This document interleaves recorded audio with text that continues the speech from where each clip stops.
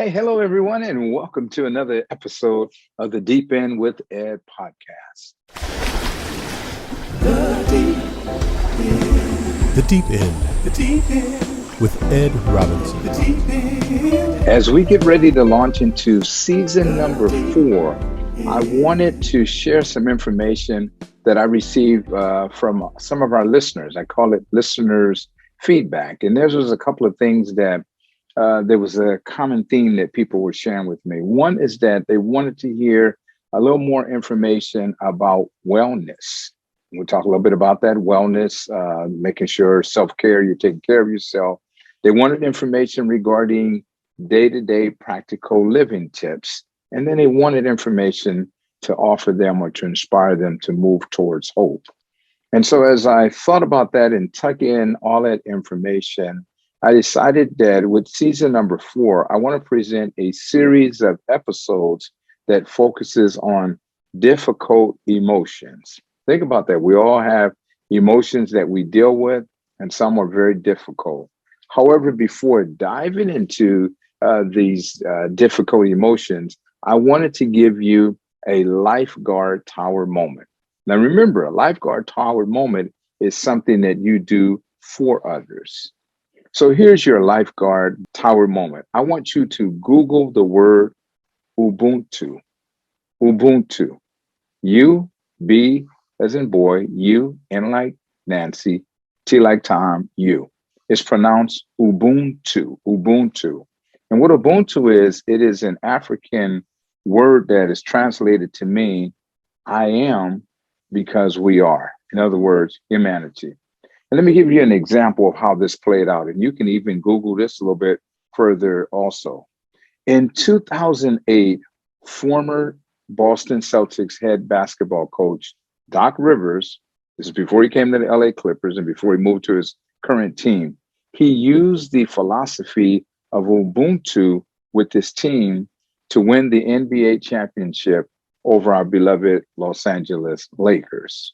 So again, you can look that up also. So what I'm saying in effect is that not only do I want you to look up the word Ubuntu, again, I am because we are, but I want you to practice it with others. And you'll hear a little bit more about that in upcoming episodes about the word Ubuntu. So that's what I want you to do. And so this particular season that we're launching in season number 4 again, we want to talk about difficult emotions. Now, there are a whole range and array of emotions that we all deal with. But specifically, I want to focus on what I call the big 5 emotions. And we all have them. That is fear, anxiety, anger, sadness, and shame. Now, this is something that I've dealt with throughout my life in various phases of my life as I was growing up. And perhaps maybe you've dealt with the same thing also.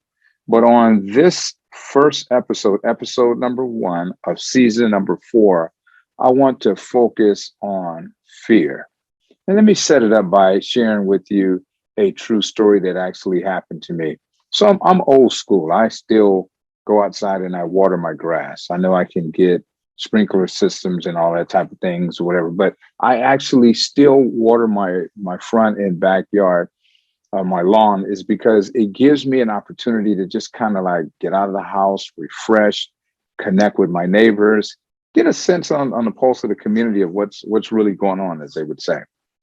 And so one night I was out there, this was probably about a year and a half ago or so, and I was out there watering the grass and I saw this guy coming towards me. He was walking in a westward direction towards my house. And as he was making away, he had this big old chain around a pit bull dog. And they're walking down. And as they got closer, I'm going to say probably a good 30, 35 yards or so, the pit bull broke the chain and started coming right at me. And all I saw was my life flash before me. I saw myself in a hospital. It's like, oh, man, how am I going to do this? And I dropped that water hose so fast. I ran to the front door. Unfortunately, I kept it unlocked and I just went right in. I mean, right as I got there, the pit bull was right there on the steps. And so to make a long story short, no one was injured. The guy, I'm looking out the window. The guy got the pit bull back on the chain. He beckoned for me to come outside. I went back outside after my heart stopped palpating and so forth. And he apologized profusely. But the point was is that I was fearful at that particular time. Now, I'm going to share with you, we're going to talk about fear, but I want to share with you in the spirit of transparency, a lot of information I'm going to share with you. I actually gleaned, learned, read about from an organization called mindful.org, www.mindful.org. So I got a lot of information that from there.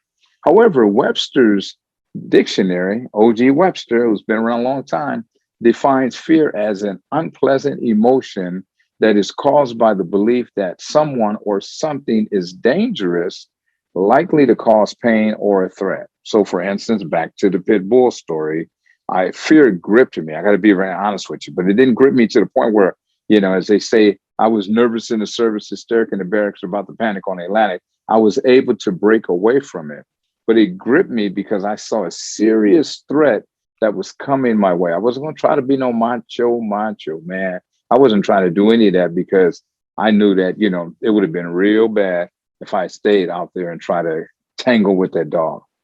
Yet at the same time, ladies and gentlemen, fear is essential for survival. It heightens our senses and helps us deal with threatening situations, as was in the case with the pit bull. When I saw that, my senses was heightened, like, you imagine the word clouds, not good, oh my God, et cetera, et cetera. If you stay out here, you better get to moving. And so I was able to move. However, when fear continually generates in our mind and makes us anxious, that's when it can be a troubling situation.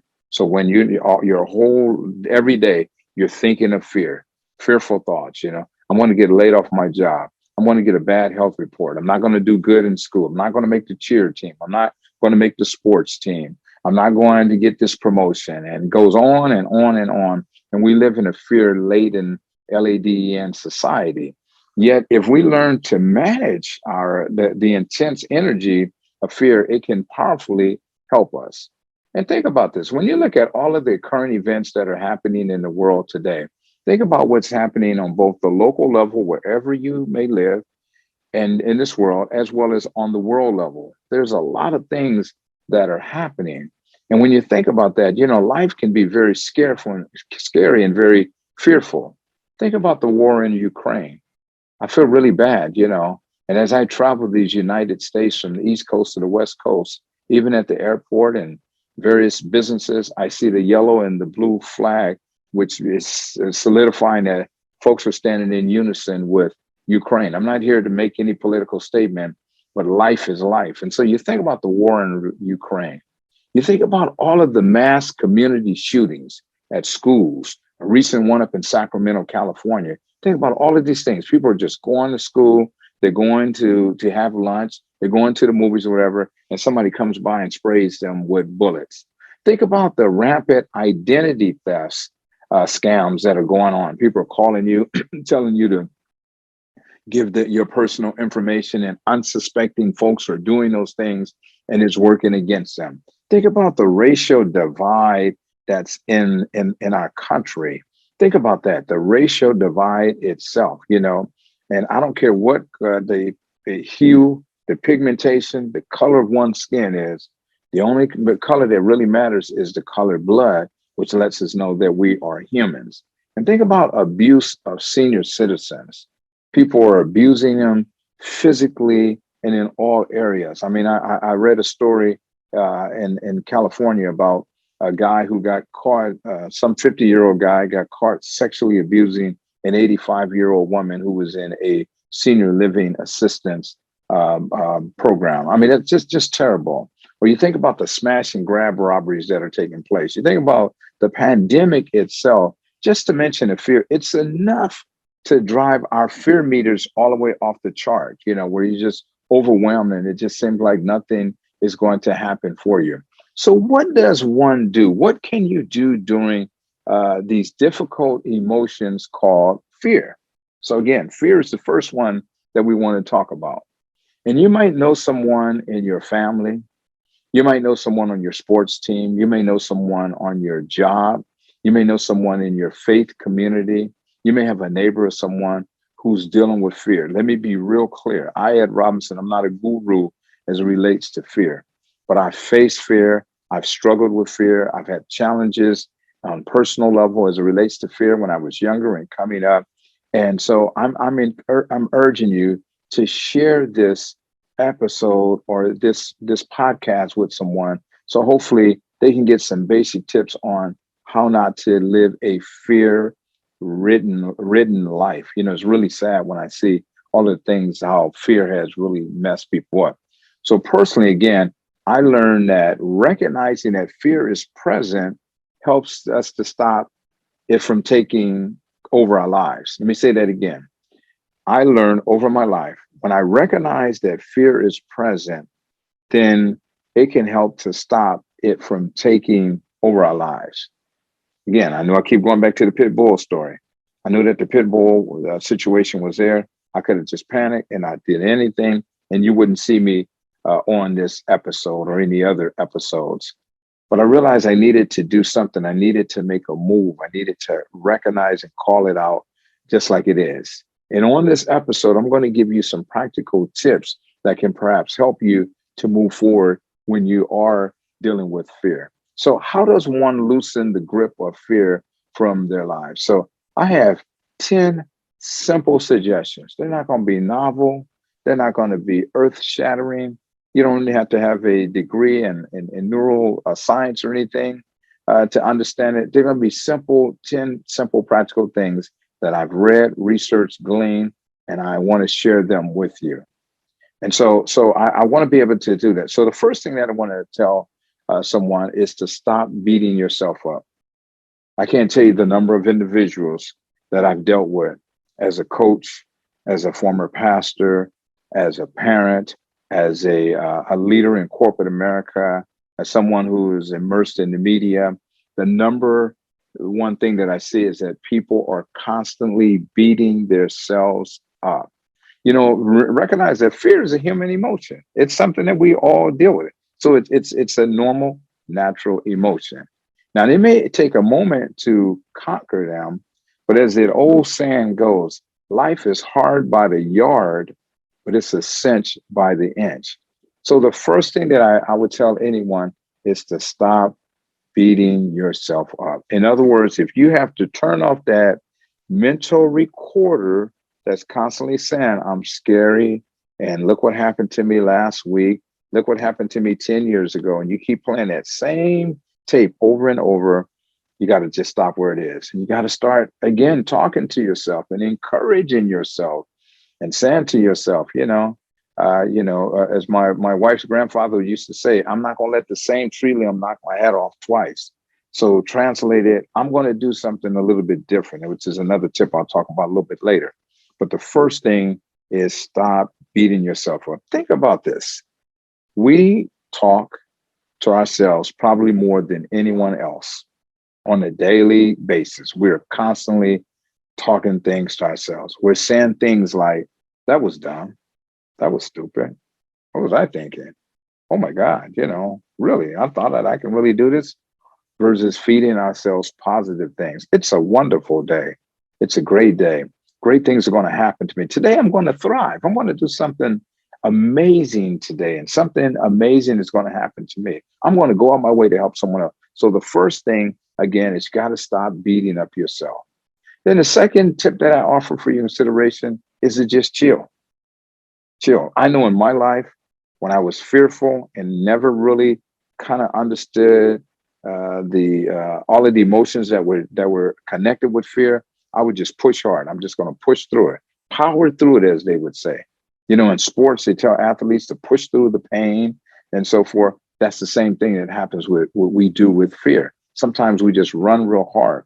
And when we run too hard, believe it or not, then fear thrives, because I'm running away from something instead of running to something. Instead of leaning into it, I'm running real hard and I'm blocking things out. And the next thing you know, now fear has kind of duplicated. It's kind of multiplied and become larger in my life.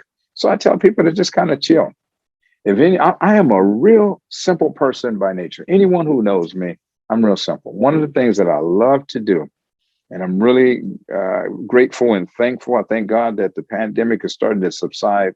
So now I can go back to the movie house. I love going to the movies, just going to the movies and seeing the big picture and the surround sound and the smell of popcorn and all of those type of things. It just allows me to just be free. I don't have to worry about preparing anything, presenting anything, studying anything. I can just kind of chill. So the one thing that I would say is that do those things that just kind of, work for you. Take a walk, maybe right in your neighborhood. Just kind of take a little walk, kind of see the sights, the sounds, smell things a little bit different. And then I also tell people to appreciate the small wins. I remember when we were raising our children, my wife and I, and, raising four children, four different personalities or whatever. And sometimes they view things a little bit different. And one of the things that we noticed that when it came to discipline, you can't discipline them all the time.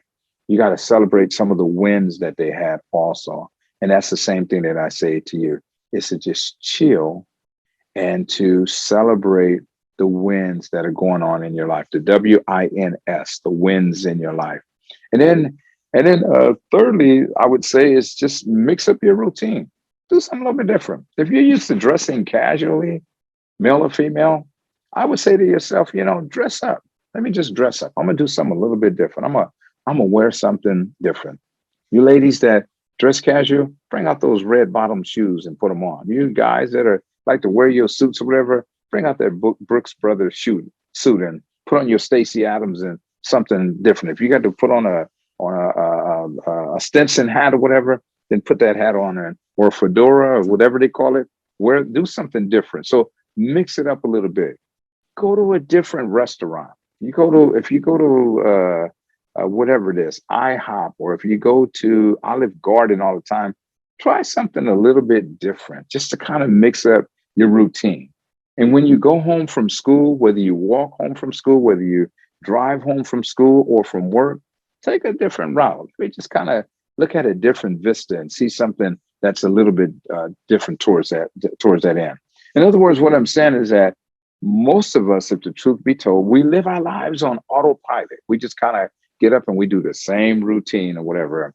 And I remember shortly after I retired from corporate America, I had a certain route that I would go. And even when I had to go in another direction, I was just so used to autopilot going down Rosecrans until I got to whatever street or the freeway. And I had to snap myself out of it. So every now and then you just got to mix things up. You know that old saying, it's not proper English, but it says that if you always do what you already did, you're going to always get what you already got. So sometimes you just got to shake things up.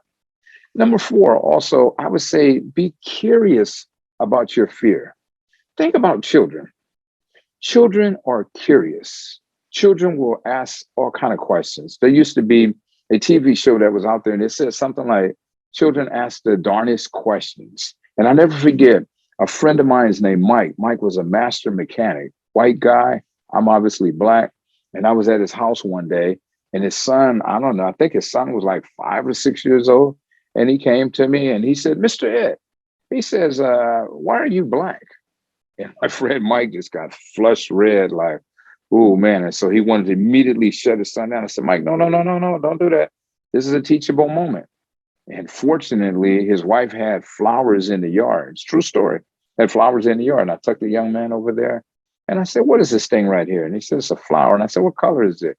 And it was yellow. And I think there was a red one and a pink one or whatever. I said, they're all different colors, but they're what? They're flowers.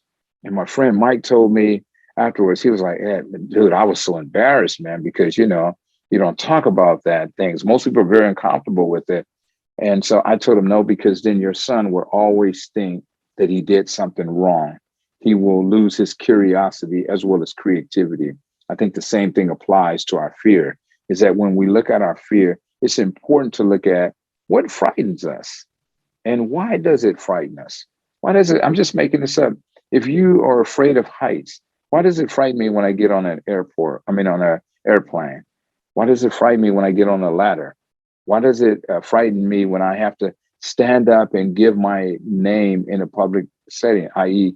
public speaking? So it's important to be able to be curious as to where did this come from and why do I have this particular fear or phobia. And often you find that it's things that it may have been a little shame, a little embarrassment, or something that happened to you when you were younger, when you were in school. It may have been something happened on the job, a relationship. But it's very important to just be curious. Why do I get all sweaty and clammy when I have to do X, Y, Z? So again, just looking into that. And one thing that I've learned, I know this is going to sound very, very super simple, so to speak, because remember, I'm simple by nature. Most fears that we face, they aren't as bad as we think. Think about that. Most of the fears that we face, that we anticipate is going to be real bad, they really aren't as bad as we think. So that's why I live by the adage, the mantra, don't believe everything you think. Not everything you hear, everything you see, but everything you think, because we're always talking to ourselves. And I think it's very important to sometimes just kind of balance it. Ed, you tripping. I don't know about you, but I talk to myself on a regular basis. I'm driving down and I'm thinking this and that, or I'm assuming or whatever. And the next thing you know, it's like, it's not as bad as you think. So don't believe everything you think. Number five. I would say if you haven't already, begin to journal your fears.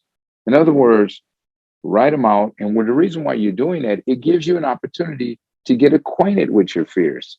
Because sometimes we have fears that have been stuffed in and inside of us for so long, we really don't know what it's like.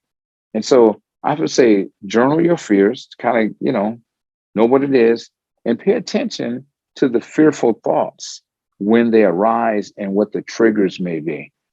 Some people are really chill. Like, for instance, I used to do a television show and it just used to blow me out the water. I would have from politicians to preachers to community activists to sports legends and so forth or whatever. And it was something about when they sat across the table from me with the lights and the camera and everything rolling or whatever, all of a sudden people get tongue twisted. They get all clammy and sweaty or whatever, and they get overwhelmed and they sit down and their thoughts stand up and it goes, awry and so forth. And I used to have to do pre-coaching, pre-media coaching with them before the tapes even began. And often it would be something like, it was something just happened. Ed, I had to do this presentation, man, and I couldn't even remember my own name, whatever. So we would do the little practicing, the coaching until we got through it. So I think it's important again to know what are those triggers, when these fearful thoughts start to arise, what's triggering it? What's really up below the surface? Like the iceberg theory, you see everything that's up here, but you really don't know what's below the surface that's driving a person to think or to operate, sometimes even in an irrational manner. So again, to journal it. And then number 6, it seems real simple also, but to let go of your fears. So after you've journaled the fears, after you've kind of looked at them and you review the fears, you can just kind of go on and say, you know what? Wow, I've been tripping. I didn't realize that this thing really had me, bogged down. I always ask people, whatever challenge, whatever issue they're dealing with. In this case, if we're dealing with fear, I always like to ask them the following question. What has fear cost you? What does it cost you? Does it cost you a promotion? Does it cost you a relationship? Has it cost you, ill health? There are myriad of things that fear, in this particular context, since we're talking about it, has caused people. Caused people to miss out on enjoying life, miss out on raising their children, miss out on spending quality time with their grandchildren, miss out on being transformative in their community. So again, there are some things that, I can really let go of that situation. Now, there's some fears that are real and you need professional help. I'll talk about that a little bit later. Don't be afraid to ask for help. But I'm talking about there are some fears that, you can really kind of let go. And then number 7 is one that I just like to encourage people all the time, is to laugh a little bit more. I love being around people who love to laugh. We went on a cruise one time and we were out on this cruise And there were people like 7 or 8 tables away from where we were sitting. It was around lunchtime, and everyone was laughing. I'm talking about that hearty laughter that makes your stomach, hurt, and you got tears coming out of your eyes. And I told the group that I was with, I said, I'm gonna go over there and see what those people are about. Oh, you're not gonna go over there. And sure enough, I took my happy self over there. I said, hey, how you guys doing? My name is Ed, and they tucked me right in just like anyone. This was a group of white people, by the way. And they tucked me in, and some of the stuff that they were saying, it was gut busting funny. I mean, if you felt really good. I didn't know these people from anybody in the world, but they tucked me in, and it was just kind of a laughter. It was just a great opportunity to just kind of release some stuff, even some stress and some things that I was dealing with. So I think it's important to laugh a little bit more. And think about this: every day, every single day of our life that we're alive, life offers us ammunition or fodder, FODDER, for laughter. Think about that. You see people do some really goofy, silly, dumb stuff. You're out and about and you see people do something like, wow, that was pretty dumb. Like, for instance, I was on the 5 freeway. My wife and I were coming back from the famous Tommy Burgers in Hollywood several years ago on the 5 freeway, coming up south, trying to connect to the 710 Long Beach Freeway south. And right around in that area, in that interchange, this guy comes off the top because, I should have told you, the freeway was moving real slow. And this guy decided to come over the Ivy, and he got stuck. And we sat in that area for like maybe 10 minutes, and that was just our entertainment. This guy's constantly burning rubber and so forth. And you see the Ivy just kind of going everywhere. And then the good old CHP, the California Highway Patrol, came, and the guy just got out and he just shook his head. And he started talking to the guy. I'm sure he probably wrote him several tickets. But my point is that every day on our jobs, in our community, in our homes, in our school, on our sports team, I'm not saying laugh at someone to embarrass them, but just kind of laugh or whatever. And sometimes I notice that when I'm laughing, and especially when you're fearful about something, it kind of, lowers the stress level. Let's say it this way. It's hard to have a hearty laughter or laugh and be fearful at the same time. Sometimes people may be mentally off or imbalanced or chemically imbalanced or whatever they do that. But as a rule of thumb, you're laughing at something and now all of a sudden, fear or whatever. So laughter is really helpful. King Solomon once said that a merry or a happy heart, that is a heart full of laughter, he says it doeth good like medicine. He said laughter is like medicine. And then he went to opposite that to say that, but a broken spirit, it drieth the bones. So you got a broken spirit over here, sad, fearful, worry, anxiety, shame, disappointment, overwhelm, whatever. And then you have over here, you have laughter. And I've been around people who love to laugh, and they live their lives to the fullest. My late father-in-law, he was notorious. He was notorious for laughter. I called him Mr. Buck, Ernest Carl Buck. Some people call him Deacon Buck. He was a man of hearty laughter. I mean, you sit somewhere, and we went to a play one day, and we supposedly met up at the same time. This was before cell phones, and we happened to not, connect at the same time. So the first act is going on. It was a kind of a humorous play. We were at El Camino College in Torrance. And so we're over there, and all of a sudden, I just heard this laughter, this hearty laughter, and I just followed his voice, and I was able to find my my beloved father-in-law. So again, we're talking about fear and some of the tips to deal with that. And then number 8, I think, is to celebrate the victories. Celebrate the victories. No matter how small the victory may be, how small a step that you may have taken, I think that it's important to be able to do so. So, for instance, you may have agoraphobia. Agoraphobia. Agoraphobia is the fear of going outside. And so I know probably only one person I've ever met who had the fear of just going outside. And I would just tell them, just open your door and just walk outside. And stay outside maybe for a couple of seconds. It might be 10 seconds. So this is real. Look it up. AGORAPHOBIA. RAPHOPHOBIA, agoraphobia. Tell a person, let's go outside. And then you come back in. And then the next day you go out and you stay a few seconds longer. And now you're up to 1 minute. And then you're up to 5 minutes. And it goes on and on and on. And the point is, I would tell that person, when you go back, do a mental celebration. You know, it might be a metaphoric thumbs up. It might be a mental pat on the back or a fist up in the air or whatever. Like, I did it. It's important to be able to celebrate those small things. If you have a fear of public speaking, and now someone tells you, your instructor, your pastor, your faith leader or whatever, someone on your job, you know, they say, hey, Ed, can you just stand up and just tell us, you know, where are the bathrooms? Oh yeah, the bathrooms are right out this door. And then you make a quick left down the hallway and so forth. And just think about it, like, wow, I actually stood up in front of 100 people or in front of 10 people, 5 people, and I did something. So these are little things that we take for granted.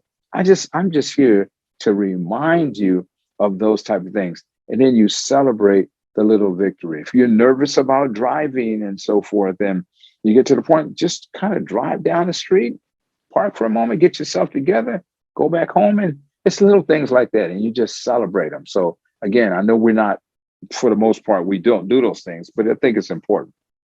And then here's a very important one. Number 9, we're almost through with this. Number 9, Number 9, be open. Be like a parachute. You know, a parachute only functions when it's open. Is that correct? You know, it has to be open. So I tell individuals, be open for help. Especially, let me lean in and say this, especially us men folk. You know, we sometimes figure, I can handle this. I got it all together. I don't need no help from anyone. I'm a man. I'm whatever, you know, you want to describe yourself. My point is to be open for help.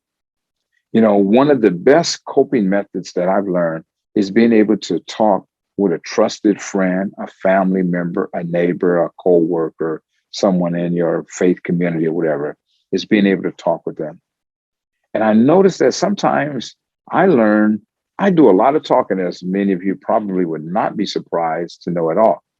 But I also do a lot of listening. My master's degree is in behavioral science.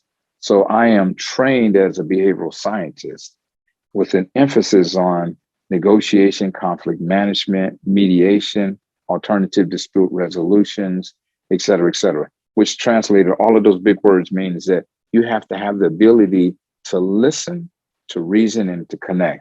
And sometimes I may have a judgment or I may have something that I want to say. And guess what I do? The best advice is just shut up. And you allow people to talk. And so being open to talk. There are people who make a lot of money just to sit on the other side of a desk, sit on the other side of a couch, just to listen to people. Because sometimes people talk. That says to me that a lot of people, a lot of us human beings, we have many things that we want to talk about, but it's hard to find someone who will listen to us without judgment and someone who can keep our confidences. So I think that if you have that ability to do that, whether you're a therapist, a psychologist, a psychiatrist, or whatever, you don't necessarily have to be in that, but be a trusted advisor. Just listen.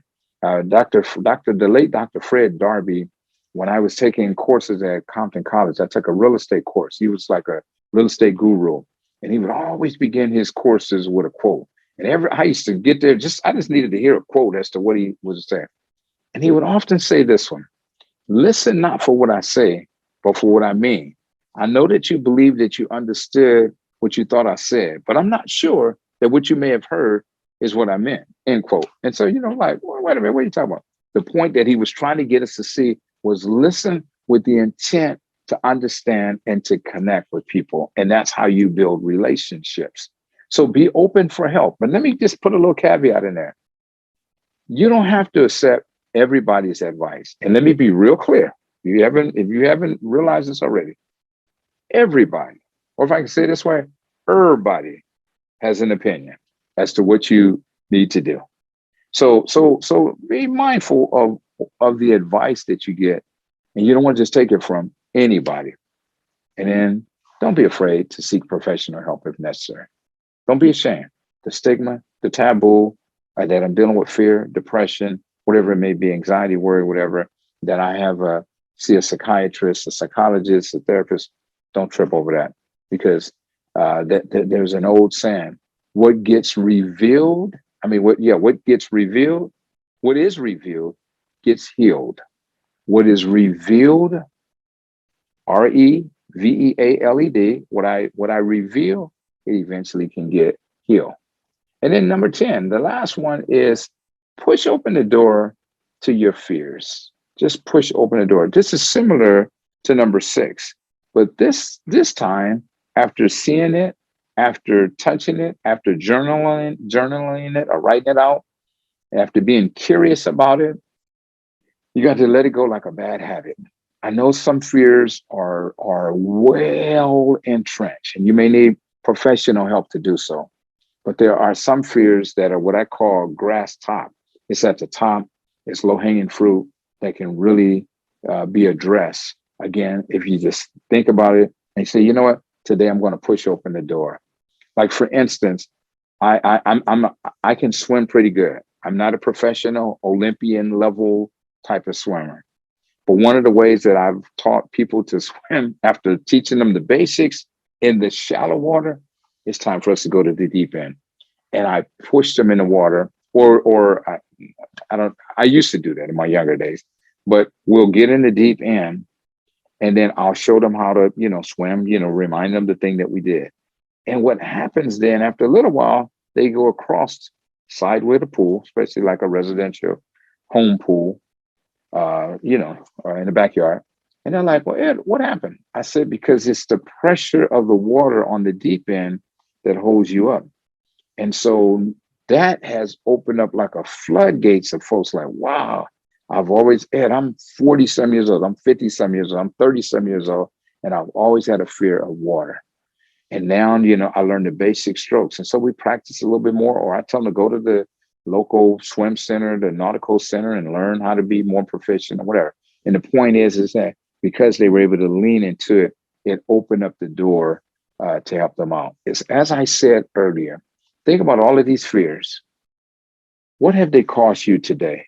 Or conversely, what have you gained? What have you benefited by living a very fearful life? So as we get ready to land the plane, I want to give you your coachable moment. Coachable moment, again, this is something that you do for yourself. And these are the same things that I'm doing also. I want you to write down a past fear, a fear that you may have dealt with in the past, of which you've overcome. It might be something real small, whatever it may be. I was afraid to, to talk to people, or afraid to go to a party, afraid to do whatever. I want you to write down a past fear that you've overcome. And then I want you to trace the steps that you took to overcome it. Think about that. Past fear that I was afraid of.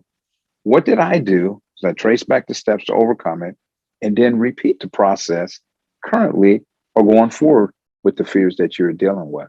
So that's what it's really all about. Again, I would urge you again to share this podcast with someone, to encourage someone who might be dealing with this monumental thing called fear. These emotions that really kind of destructive emotions that really kind of weigh us down. Again, I want to thank each and every one of you for tuning in and listening to this podcast. I want to thank my daughter, Nicole Robinson, who helps me with all of these podcasts, the directing, the editing, and all of that type of thing. She does all of the graphics or anything. I'm just a talker, and she's the engine, the heartbeat behind it. So when you get a chance, show Nicole some love too. Go to our Deep End at Ed page or any of our social media links and give her a word of encouragement. And then lastly, I just want to say to you that if you're in need of professional or life coaching, I am a professional certified coach. I don't often talk about that. And people tell me, Ed, you need to talk a little bit more about what you're doing. And so if you're interested in perhaps, entering into a coaching relationship with me, I urge you to go to my coaching website and it's at www.samraylife.com or just samraylife.com. Sam Ray is a hybrid of my late sister Samantha, who passed away in 2016, and my late brother Ray, who passed away in 2018, their names. So Sam Ray Life. And so you can get more information about that. So again, I urge you to share this with others. Please subscribe to our pages. And remember that the Deep End with Ed podcast is a Beyond the Mask conversation productions. So we'll see you again the next time. Thank you very much, and God bless.